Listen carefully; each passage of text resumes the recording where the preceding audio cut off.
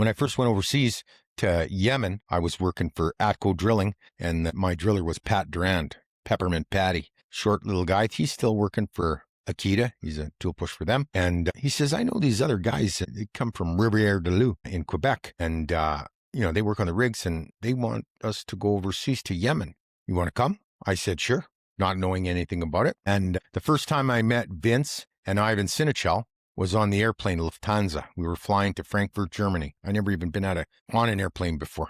Well, I was on one going up to Fort St. John, but I get on this big airplane and introduce myself. I see Vince, he's a tower. Ivan Sinichel, he's like Yosemite Sam, short guy, big cookie duster, a mustache. Okay, meet these guys. And they know each other and they're friends and laughing and slapping each other on the back and talking French.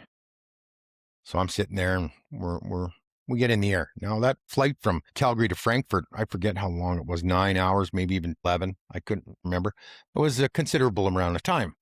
And I know now that you can get drunk and hungover and drunk again twice, because that's what those guys did. Vince was wearing a white sweatshirt and it had red wine stain. He spilt it all over the front of his sweatshirt.